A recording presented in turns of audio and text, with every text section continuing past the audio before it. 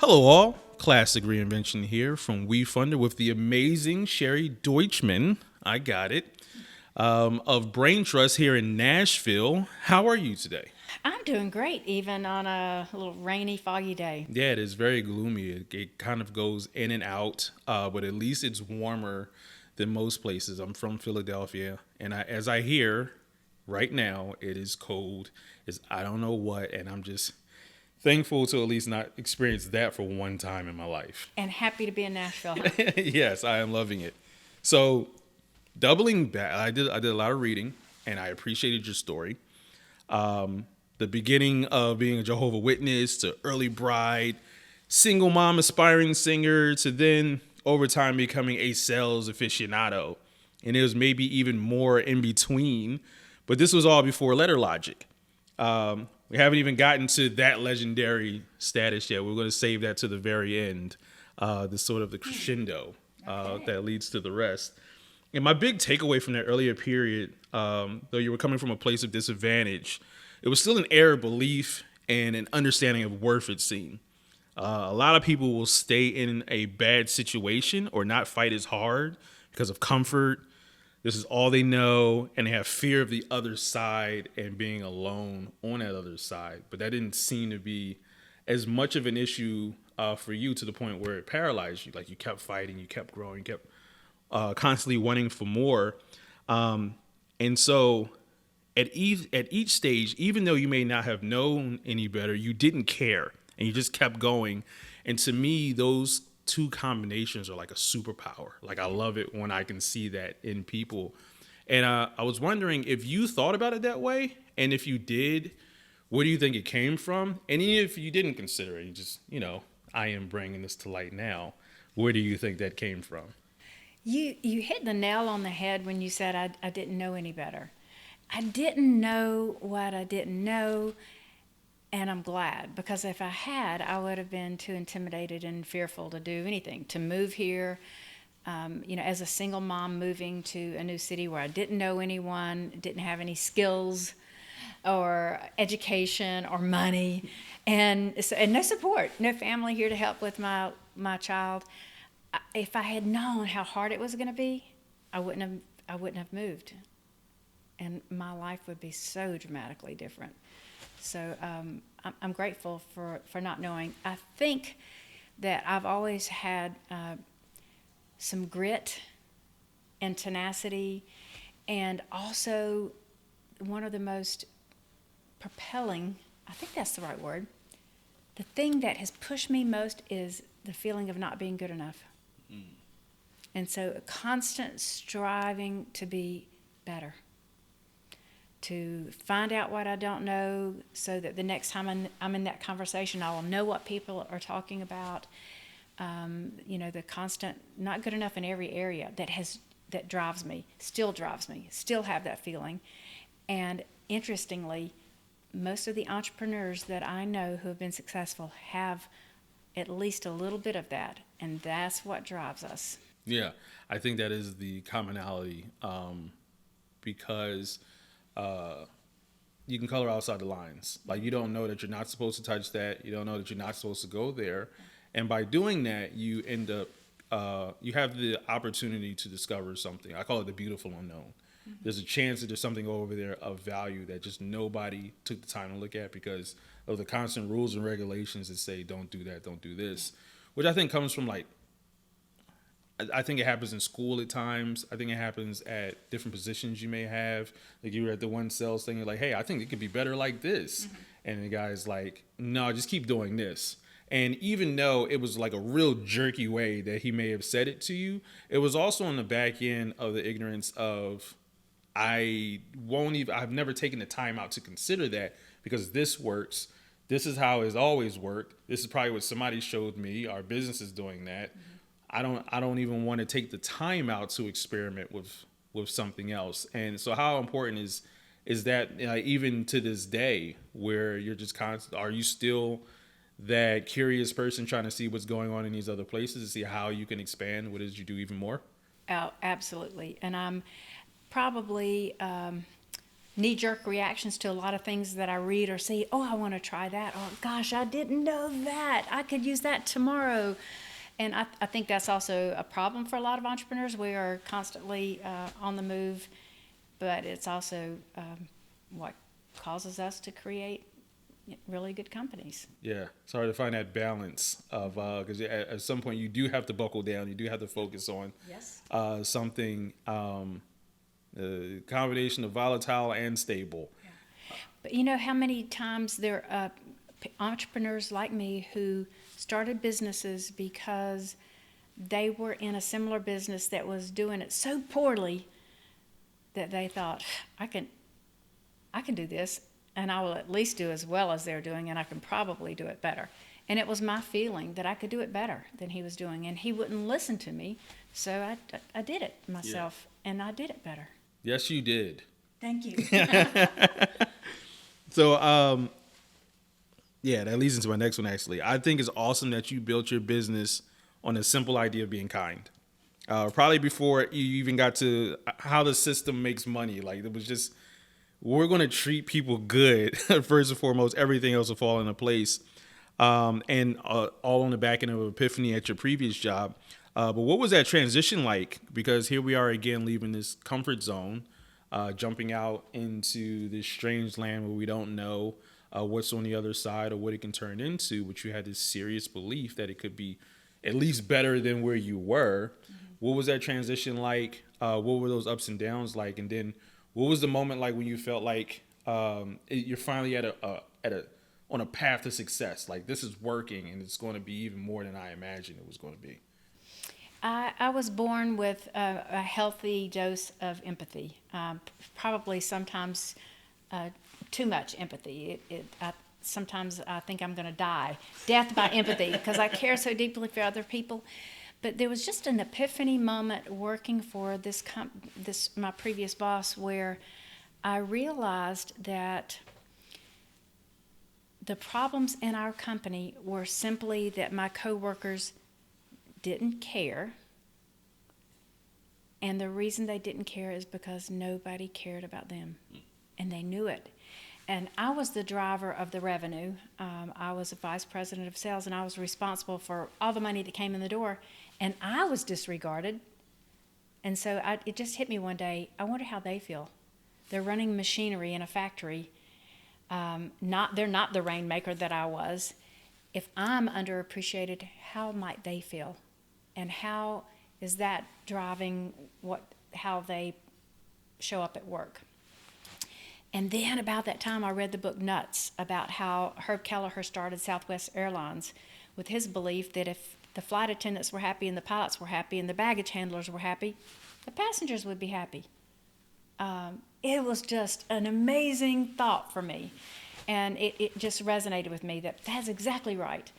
And so I ran to my boss thinking, hey, this is a great idea. If we just work on morale, if we make sure that everybody's happy, we will have better customer service and we will keep clients. Because we were going through a phase where we had constant turnover with our clients. I would sell an account and we would lose an account because our service was so poor.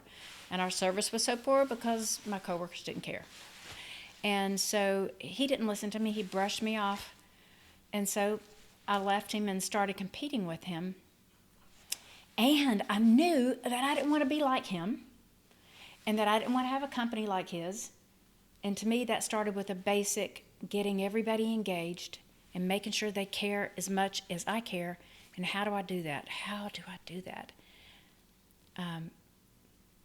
And I just came up with policies that as a single mom, I would have wanted for a company. And so I started the company out from day one saying the employees are going to come first.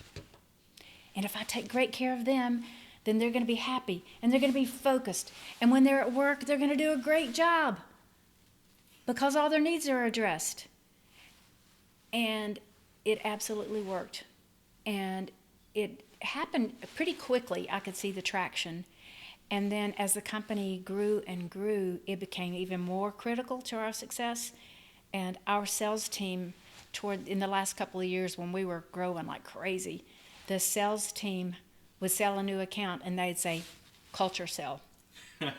They said that 85% of their sales were based on our culture, that they were able to tell that story to prospective buyers, which were large healthcare systems, and to tell them, we don't believe the customer comes first, our employees come first, but for the employees, the customers, to be able to see the connection between how happy employees of my company would give them extraordinary service, which would end up having better results for their company. And so 85% of our customers, they said, signed up because of our company culture, putting the employees first. So I saw results pretty quickly, and then the results just continued. So we were on the Inc. 5000 list. That is a list of the fastest growing privately held companies in the country. Not 1 or 2 years, but 10 straight years. And get this, we were the most expensive in the nation.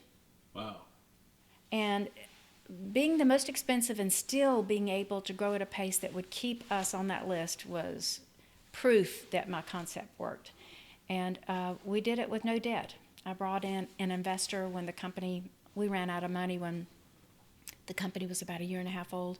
I brought in an investor, and after that, just, cash flowed the company pretty quickly, and then was able to grow it debt-free to $40 million a year. Out the basement. Yeah. Yeah, it started there and then expanded out, but just another example of your starting point. It really doesn't matter. Just start. Yeah, just start. Yeah. And really, we were in the basement. I made a desk out of an old door and some cheap file cabinets that I got from Goodwill. And then pretty soon we were in my living room and in my kitchen. And at 5:30, nobody was going home. And it was pretty miserable having all these people in my house. So we were about 1 year into it before I got us out of the basement and out of my house and into a real old factory building. Yeah, just that continuous growth with pilot first. Conversations I try to have with people a lot. They always start at the highest point that they can think of. Oh man, if I had all this money, we can do this. It's like, well, what does it look like with the least amount? What does it look like with what you have now? Like, how can we present because I come from film, and so to pitch an idea, you need a pilot. And what's the smallest version where you can get a customer, or you can get whatever you may need to prove this point, and how if we injected this into it, it could accelerate. But you have a little bit of traction on your own end, and there's so many opportunities around that, but folks can't kind of hone in onto that beginning stage. No, too often they want to wait till it's perfect or till they've gathered so much in seed capital, whatever. There's a million excuses, and I think it's excuses not to just, start doing it. Yeah. Start doing it on some level, which is what I did. Yeah. There in my basement, and I didn't have any of the equipment to actually perform the works, but so I found somebody to outsource it to. And so in the beginning, I was just a sales organization, although my clients didn't know that. But it worked out. Yeah. And so how hard was it to part ways with it? A lot harder than I thought it would be. In fact, I sold the company. I told the employees on a Monday that I had sold the company. The next Monday was my last day with them. And I tried to visit a couple of times after that. Couldn't get past the lobby. Go in and start crying. Because those people, became my family. And I know some people say, you're not a family. But we loved each other. We still love each other. There's not a day of my life that doesn't go by that I don't have contact with one of those employees that I worked with every day. So it was hard, and it was the right timing for me and for the company too. So it took me maybe 1.5 years before I quit regretting.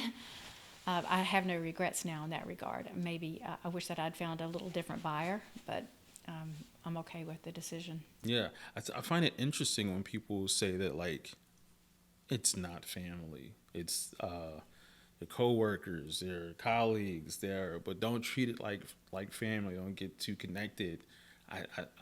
Me personally, I think that's probably like the best work environments when you build more trust, more relatability, like more support. Like I wanna hold you up as best as possible because of this relationship that we have. And yeah, I could see how that was hard to let go, because literally like letting go of like legit family. When you were thinking about it and moving into parting ways, was it because you were ready to do something else, or just burnout, or what? No, two things happened simultaneously. First, the company just hit this growth spurt, and at the same time, we had finally just figured everything out. And so we quadrupled EBITDA in 18 months. And when you're a $40 million company, quadrupling EBITDA in 18 months, it is like a hockey stick growth for the bottom line. And it was the first time in the company's history that the growth of the bottom line was outpacing the growth of the top line. And it was just the classic time to sell a company, when I would get the highest valuation, and there were lots of people who wanted to buy us. We were a good strategic buy for a lot of people. And that coincided with my beautiful granddaughter, you see here behind me, had just come to live with me as a teenager. And she needed me to be more available to her. And so I didn't need to be working 60 hours a week. I needed to be able to take my granddaughter to school and pick her up from school and spend more time with her. So it was the right time for me. Yeah, it's amazing how timing works out like that. Yeah. Like we were saying, like luck is a combination of preparation and timing. If imagine if you had been like still had to manage all of that while trying to be there for your granddaughter, you wouldn't have been able to as much. And so that parting made sense for that time period, because now you needed to make an entirely new impact. And maybe that's why, even though it was hard, it was still maybe not as hard as it could have been, because there's a new family that I need to be there for. So that's awesome. And then when did the book come? What was the title again? Lunch. The title of my book is Lunch with Lucy. Lunch with Lucy. Maximize Profits by Investing in Your People. So I started writing that book in 2016, and it was published in March of 2020, right as COVID was shutting everything down. Where did the title come from? The title came from a policy that we had within LetterLogic. So we were a really unusual company culturally, but on Wednesdays we had a practice we called Lunch with Lucy, where I was Lucy just on Wednesdays, not Sherry the CEO, and any of the employees could sign up to have lunch with me. And they chose what restaurant we would go to, and they chose who would go with us to lunch. So usually it was just the two of us, but sometimes they wanted me to meet somebody they were dating or to meet their parents. Sometimes the entire department wanted to go to lunch with me, to gang up on me about a policy change or something. So we went to lunch, and I just listened. And I learned about sometimes the real hardships that they were having at home that I didn't know about, that impacted their work. And sometimes I learned about hardships at work that impacted their lives at home. So I could make policy changes. And I learned, what they thought I was doing right and wrong. And I just listened. Do you think that book was your version of Nuts? Yeah, maybe. I feel like mine was, yes. It was. Our unique culture is what made us successful, just as Southwest Airlines' unique culture was what made them successful. Yeah. But Lunch with Lucy was, that hour and a half I spent every week was the most important time I spent growing my company. And it was, for the price of a lunch. Instead of having, some consultant come in and charge me $30,000 to tell me what was right or wrong in the company.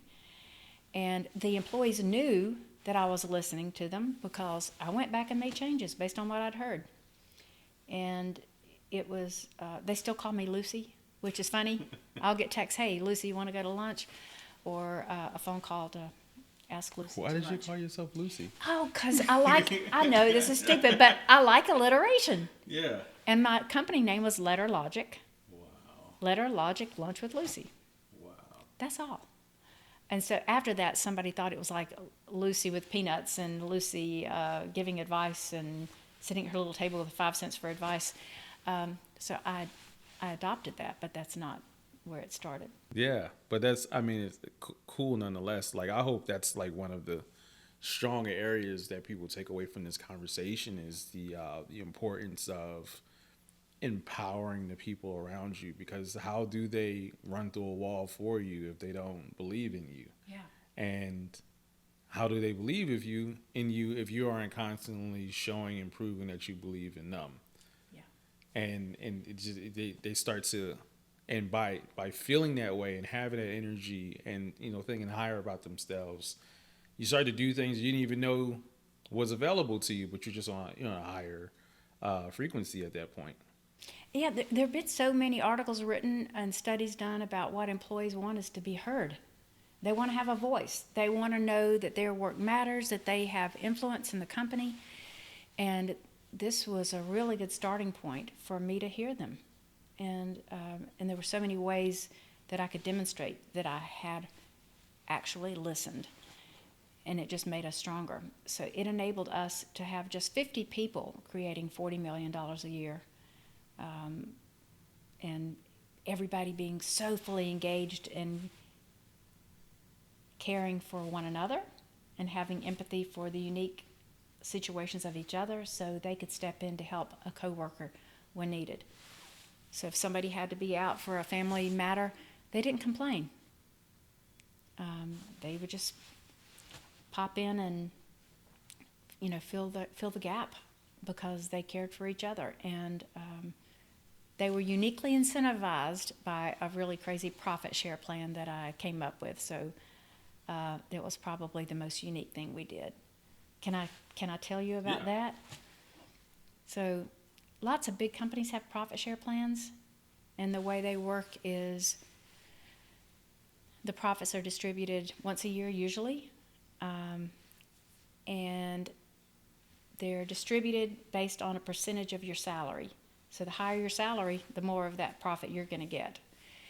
And it's not tied to any real performance of the person, it's just tied to the overall performance of the company. Yeah.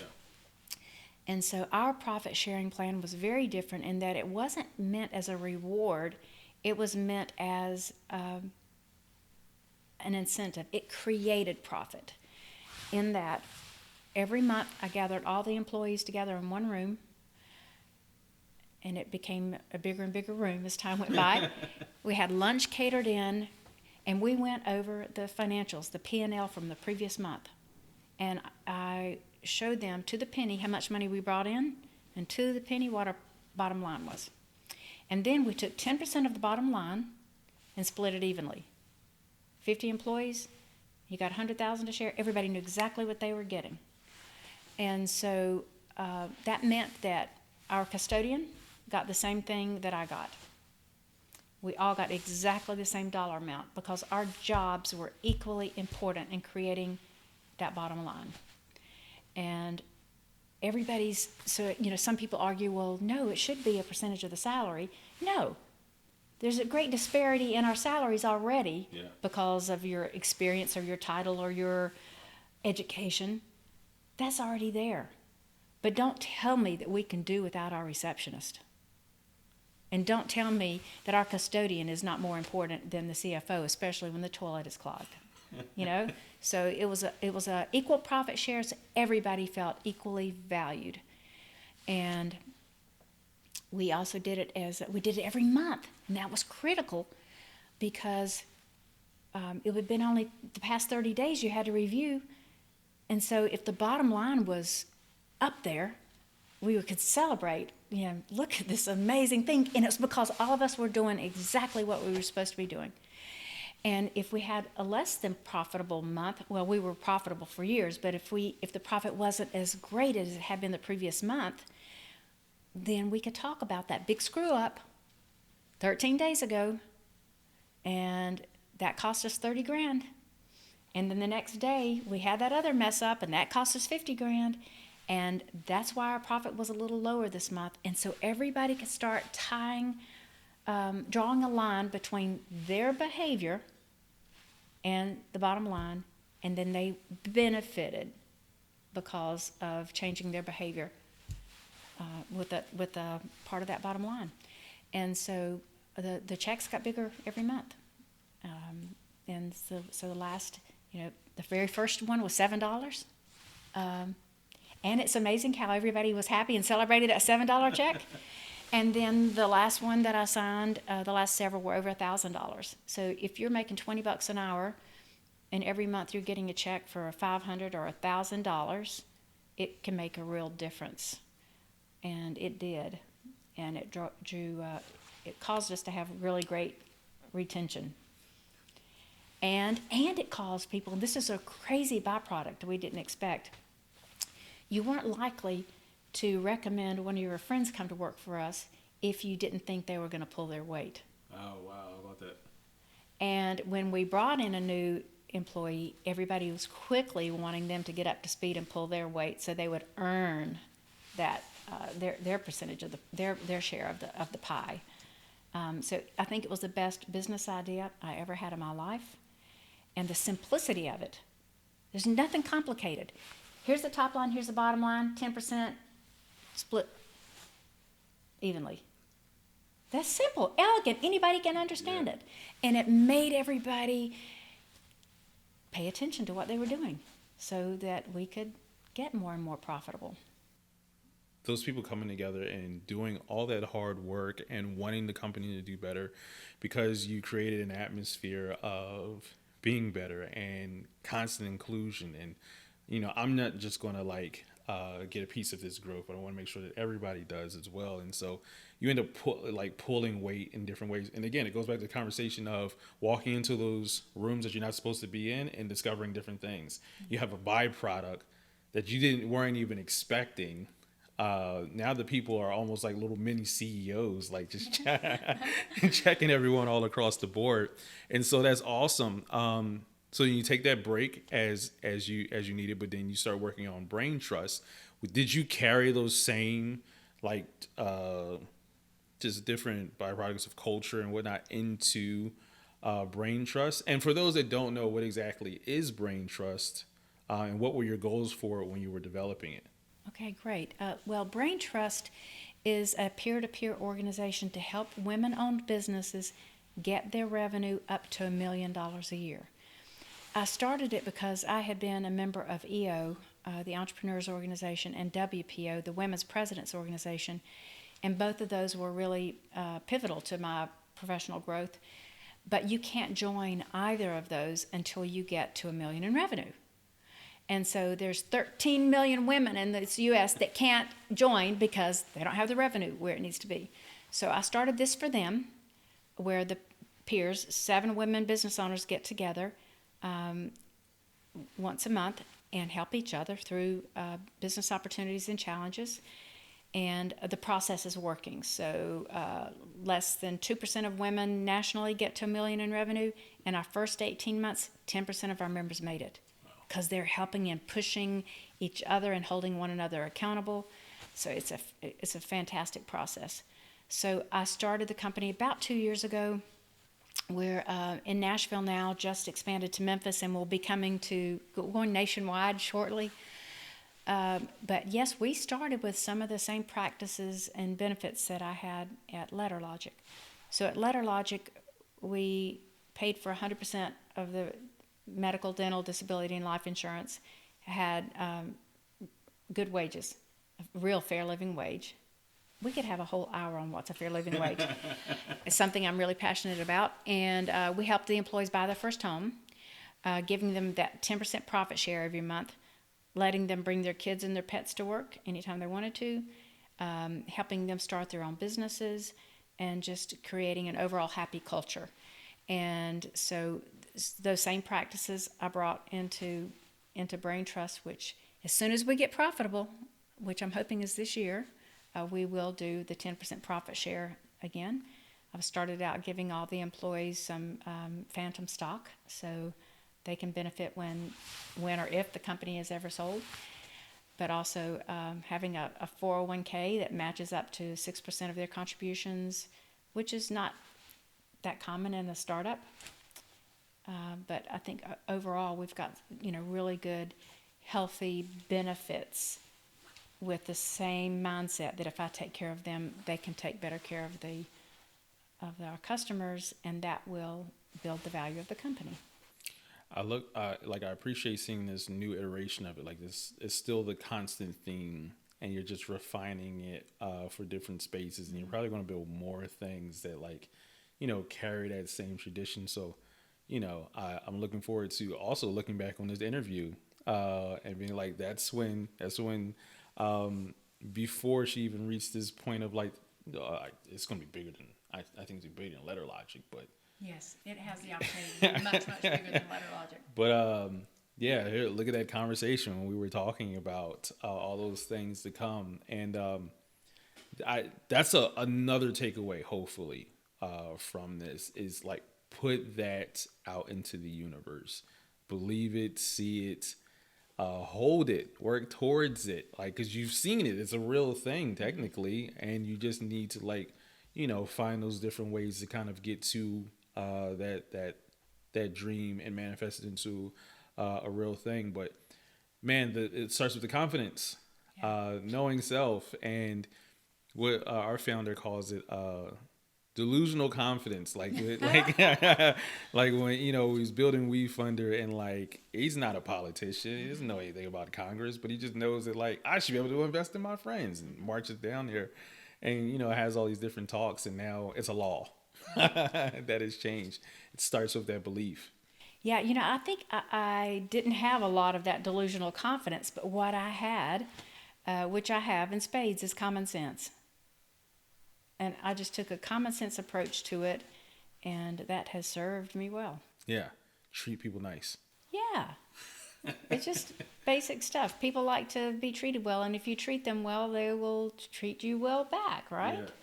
It's weird how that works, because even that first boss, it's like, hey, we should treat people nice, and he's like, hey, be quiet, just go sell stuff. Yeah. And then you leave, and he looks at you like you're wrong and going to miss out because this is how this works, and just go to hire somebody else and puts it.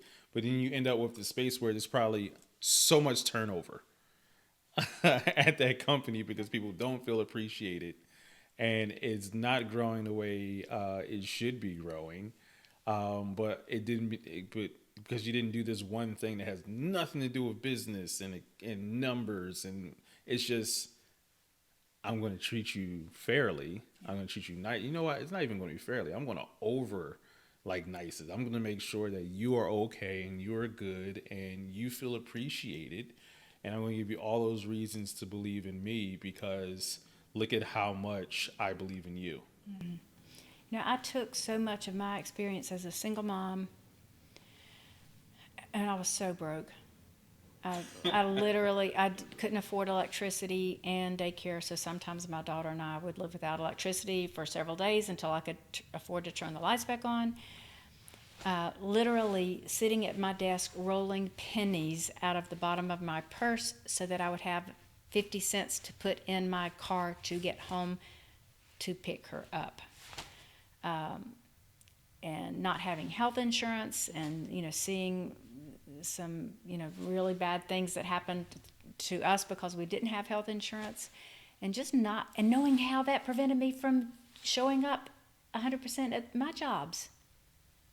You can't be focused on taking great care of customers if you're not sure whether or not you're going to have food for the table. And so I alleviated those worries for them. Yeah. It starts somewhere. Yeah.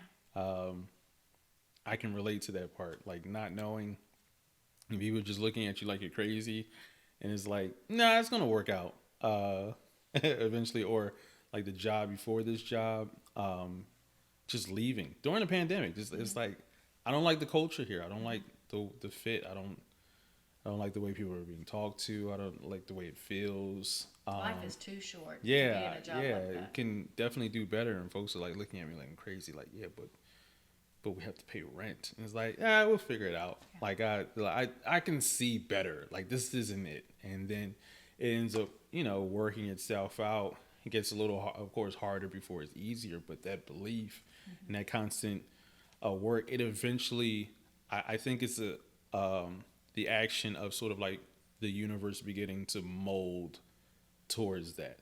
Like I think if you believe you can, you're right. If you believe you can't, you're right. You are. That is exactly right. Yeah, and it just starts to shape because that's what you're putting out there. That's what you're attracting, and you just had that constant positive energy and that belief that it can happen.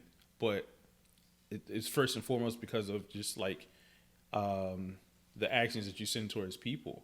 I feel like if you make people look good and feel good, you look good and feel good because that person is like a byproduct of your impact. And all they're going to do is talk about that great person that they met the other day. I don't know who the heck that was, but I think I'm going to take a job there because it was amazing. I don't think I've ever been anywhere where that it felt good talking to somebody. And I was down, but she wouldn't let me be down. And it pays dividends because that person is like your marketing team. And you've done it for so many people that like you have this karma cachet that's out of this world because of all the people running around talking about all the amazing things that not just that you did, but that you helped them accomplish with themselves. And the more people need to lead with that first. I think you're right. So thank you so much for this conversation. I may have needed this conversation more than anyone else.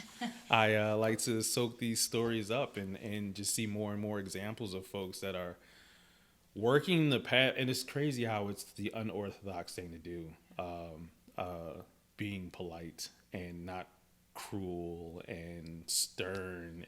But no, very easygoing, very let's figure it out together. We'll get there however we get there. Maybe a longer road, but my God, will it be so much more beneficial because, look at the foundation we're standing on.